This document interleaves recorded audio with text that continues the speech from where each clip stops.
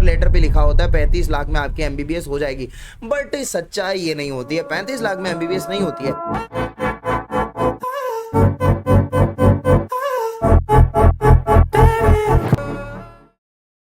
ओए होए जी, नमस्कार, अस्सलाम वालेकुम, आदाब, सत श्री अकाल। कैसे हैं? उम्मीद करता हूं सब लोग बहुत ज्यादा अच्छे होंगे। मैं आपका अपना अभिषेक भैया, MBBS 4th year student at Tairunnessa memorial medical college and hospital, Gazipur, Dhaka, Bangladesh. आज का बहुत ही ज्यादा क्रूशियल वीडियो, हालांकि मेरी आंखों में बहुत ज्यादा आंसू आ रहे हैं क्योंकि यहाँ पे खाना बन रहा है और प्याज कट रहे हैं, तो ये भी एक अलग ही दुख है जिंदगी का। खैर, आपसे बातचीत करते हैं, अब आपसे बातचीत करते हैं। सबसे पहले हम लोग जब एडमिशन लेते हैं बांग्लादेश में या किसी भी कंट्री के अंदर, तो हमें जब भी हम किसी कंसल्टेंसी के पास जाते हैं, किसी काउंसलर के पास जाते हैं, तो वो हमें एक है ना ऐसा लेटर दिखाता है, ऑफर लेटर। ऐसा बोलता है, देखिए ये ऑफर लेटर है, ये जितना खर्चा इस पे लिखा हुआ है, आपका इतना पैकेज है, और फिर आपको बोल दिया जाता है कि चलो ये सब इतना खर्चा आपको लगेगा। सपोज ऑफर लेटर पे लिखा होता है 35 लाख में आपकी एमबीबीएस हो जाएगी, बट सच्चाई ये नहीं होती है। 35 लाख में एमबीबीएस नहीं होती है जो वहां पे लिखा होता है, क्योंकि बहुत सारे खर्चे हैं, छोटी मोटी चीजें, बहुत सारे हिडन कॉस्ट हैं जो आपको जानने चाहिए। स्पेशली हम लोग अभी बांग्लादेश में बात करते हो, मैं अपना जो अभी ओवर 3 इयर्स का जो एक्सपीरियंस है वो आपके साथ शेयर करते हो। आपको ये बताऊंगा कि यहाँ पे क्या क्या आपको एक्स्ट्रा चार्ज लग सकता है, क्या आपको एक्स्ट्रा पैसे लग सकते हैं यहाँ पर जब आप एमबीबीएस की पढ़ाई करेंगे। पूरे 6 साल यहाँ पे रहेंगे, घर आएंगे जाएंगे, तो बहुत सारा खर्चा ऑलरेडी हो जाता है। तो आपको एक क्योंकि रफ बजट अपने दिमाग में लेके चलना पड़ेगा। ऐसा ना हो कि आपने ये सोचा कि भाई मेरी कॉलेज की फीस है, हॉस्टल इंक्लूडेड है, उसमें 35 लाख हो रहा है तो इतने में हो जाएगा। नहीं, ऐसा नहीं है। तो चलिए सबसे पहले हम लोग एक एक जो सबसे इंपॉर्टेंट पॉइंट है वो ये देख लेते हैं, बियॉन्ड ट्यूशन फीस। सबसे पहले हम लोग देखते हैं प्राइवेट ट्यूशन या फिर online courses, mock test, study materials. देखो ये क्या है, आप सबको पता है कि हम लोग यहाँ बांग्लादेश पढ़ने के लिए आ रहे हैं, हमें इंडिया जाना है वापस, और हमें एफएमजी करके एक एग्जाम है वो क्लियर करना है, लाइसेंसिंग एग्जाम क्लियर करना है, जो आने वाले टाइम में शायद नेक्स्ट होने वाला है। तो वो जो एग्जाम है उसको हमें क्लियर करना है, तो उसके लिए एफएमजी के लिए हमें कोचिंग लगता है, तो हमें ऑनलाइन कोर्सेज खरीदने पड़ते हैं जिनकी भी कुछ ना कुछ क्या होती है, कॉस्ट होती है। अगर मैं बात करूं आपके 5 साल का पर ईयर, अगर आप मान के चलें 10-10 हजार, या आप चलो मैक्सिमाइज करके मान के चलो आप 10 से 15 हजार, including the study material and the complete course, है ना। तो वो मिला के आपका पूरा 19 सब्जेक्ट का एटलीस्ट आप मान के चलिए कि आपको 60 to 70,000 जो है वो उसके अंदर भी खर्च हो जाएगा। अगर आप कोई भी प्लेटफॉर्म लेते हैं, जैसे बहुत सारे प्लेटफॉर्म्स हैं, प्रेप लेडर है, मैरो है, डीबीएमसीआई है, डीबीएमसीआई जो डॉक्टर भाटिया, इसका सब्सक्रिप्शन है। आप एक काम करना, आप जैसे ये वीडियो खत्म करते हैं उसके बाद इन एप्स को डाउनलोड कर करके आप देखना कि इनमें कितने कितने महंगे कोर्स हैं, आपको ये बात समझ में आ जाएगी जो मैं बता रहा हूं। तो ये आज के टाइम पे एक नेसेसिटी बन गई है। देखिए, कोचिंग लेना is not like a thing कि जो बहुत सारे लोग आपको बोलेंगे कि अरे कोचिंग जरूरी होती है, आपको लेनी पड़ेगी। कई लोग बोलते हैं कि नहीं लेनी है, मेरा तो ऐसे ही हो गया था। कई सीनियर बोल देते हैं कि भाई मैंने तो ऐसे ही पढ़ा, मैंने प्रीवियस ईयर क्वेश्चन सॉल्व करे और मेरा एफएमजी क्लियर हो गया। देखिए क्या है कि हम इस कुछ बीते सालों के ना हम एक ट्रेंड ऑब्जर्व कर रहे हैं, और वो ट्रेंड क्या है, वो ट्रेंड ये है कि अभी धीरे धीरे जो एग्जाम है वो बिल्कुल ऐसा मतलब क्लिनिकल पॉइंट ऑफ व्यू की तरफ बढ़ता जा रहा है, और धीरे धीरे थोड़ा सा उसका लेवल अच्छा हो रहा है। तो अभी बिना आप किसी कोचिंग सपोर्ट के अगर आप खुद से सिर्फ प्रीवियस ईयर क्वेश्चन करके जाएंगे या ऐसा कुछ हल्का फुल्का पढ़ेंगे, सो आपका फर्स्ट अटेम्प्ट सेकंड अटेम्प्ट में इतना इजीली नहीं निकलेगा, आपको बहुत स्ट्रगल करना पड़ेगा। So this is a very important thing कि आपको एफएमजी के लिए मैरो, डीबीएमसीआई है, या फिर आपके पास डैम्स है, या आपके पास सेरिबेलम है, ठीक है, सेरिबेलम। तो इस टाइप के कुछ नोट्स आते हैं, मेरे पास हैं भी, मैं आपको दिखा सकता हूँ। यहाँ पे suppose I have this cerebellum pathology book. तो इस टाइप से आपको स्टडी मटेरियल मिलेगा, आपको कोचिंग के वीडियोस वगैरह मिलेंगे। तो ये सारी चीजें हैं। ओके, सो पंखा बंद करना प्लीज। उसके बाद में ये एक खर्चा हो गया। उसके बाद में अगर हम बात करें हाउसिंग एंड लिविंग एक्सपेंस, तो ये अगला आपका बड़ा खर्चा होने वाला है। अगर हम हाउसिंग और लिविंग एक्सपेंस की बात करें, तो इसमें अगर आपका हाउसिंग यानी जो हॉस्टल चार्जेस हैं कॉलेज के, अगर वो इंक्लूडेड हैं फीस के अंदर, है ना, अगर वो लेटर के अंदर आपको ऑलरेडी लिखा हुआ मिल रहा है कि भाई हॉस्टल का अलग से पैसा नहीं देना है, हॉस्टल इंक्लूडेड है फीस के अंदर ही, तब तो बहुत बढ़िया चीज है।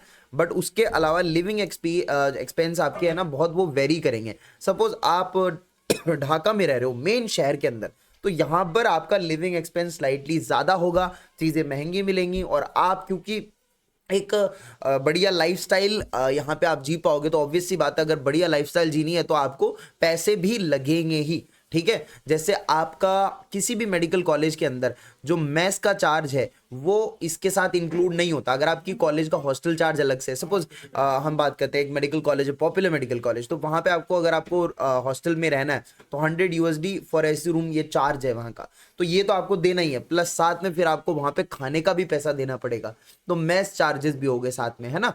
तो मेस इंक्लूडेड नहीं होता कभी भी किसी भी कॉलेज के हॉस्टल या जो फी स्ट्रक्चर होता है उसके साथ। तो मेस का चार्ज हो गया। उसके बाद किसी भी कॉलेज में आपको ब्रेकफास्ट नहीं मिलता है, तो आपको ब्रेकफास्ट जुगाड़ करना पड़ेगा, या फिर आप घर से सामान लेके जाइए, कुछ ना कुछ कॉर्नफ्लेक्स वगैरह सब बना के खाइए। ब्रेकफास्ट आप इधर उधर बाहर घूमेंगे, हफ्ते में दोस्तों के साथ जाएंगे, so like to accommodate in cities like Dhaka, main cities के अंदर, तो वो आपको वहाँ अपने आप आपका पर्सनल चार्ज लगेगा 7-8 हज़ार 10 हज़ार इतना आपको लग जाएगा आराम से, घूमने फिरने का, सारी चीजों का मिला के, ठीक है।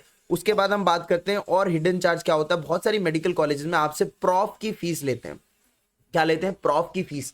प्रॉफ की फीस क्या होती है? जैसे आप मान लो प्रॉफ 1 देने जाओगे, आपको वहां पे बोला जाएगा प्रॉफ फीस है हमारी 10,000 टका, तो 10K टका हो गया। तो मोस्टली ये वेरी करता है 7 से 10 हज़ार के बीच में। तो ये कई कॉलेजेस में प्रॉफ फीस लगता है, कईयों में नहीं भी लगता, तो it is a completely hidden thing, ठीक है।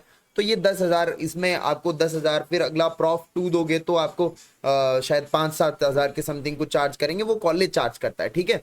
तो ये यूनिवर्सिटी रजिस्ट्रेशन का प्रॉफ का चार्ज हो गया, ठीक है। उसके बाद में ये प्रॉफ चार्ज है। और इसके अलावा अगर मैं आपको चार्जेस बताऊं तो हाँ, कई लोग ये पूछते हैं भैया वीजा का कितना पैसा लगता है, वीजा का क्या चार्ज होता है। देखिए, आप बांग्लादेश में पढ़ने आ रहे हो स्टूडेंट वीजा पे, एंड स्टूडेंट वीजा जो बांग्लादेश के लिए देते हैं दैट इज कंप्लीटली फ्री, तो उसका कोई चार्ज नहीं लगता। यहाँ पे जब आप वीजा एक्सटेंड करवाने जाओगे वीजा ऑफिस के अंदर, तो आप ऑनलाइन अप्लाई करोगे और खुद अपने डॉक्यूमेंट्स लेके जाओगे, आप सबमिट करोगे, आपको कॉल डेट मिलेगा और वीजा आपको फ्री मिलेगा, ठीक है। उसका कोई अलग से चार्ज नहीं है।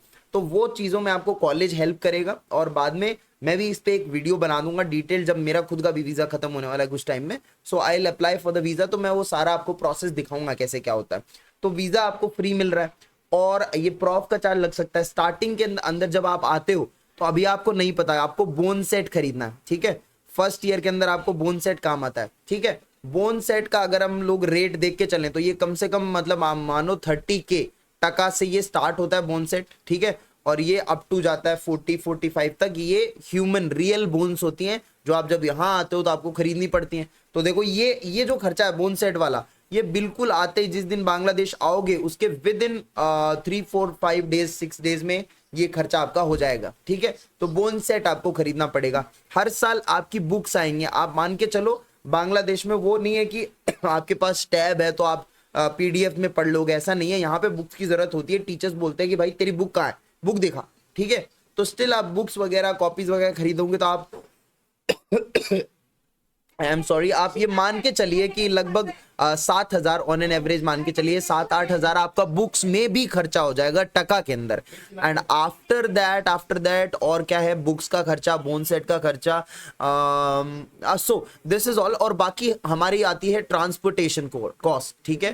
ट्रांसपोर्टेशन कॉस्ट की हम बात करें, ट्रांसपोर्टेशन कैसे, आप MBBS के लिए आ रहे हैं 6 ईयर्स के लिए, 6 ईयर्स में आप, मैं मान के चल रहा हूं जो नॉर्मल बच्चे हैं यहाँ पे लगभग सब घर जाते हैं साल में 2 बार, है ना। तो अगर आप साल में 2 बार घर जा रहे हो तो आप प्लीज एक काम करना, आप एक बार ऑनलाइन चेक करना फ्लाइट का रेट क्या है। जैसे फॉर एग्जांपल अगर हम बात करें दिल्ली टू ढाका, जब आप ट्रेवल करते हो तो आपको टिकट पड़ती है 3.5 से 4.5 या 5,000 तक, 3 to 5K की आपको टिकट पड़ती है।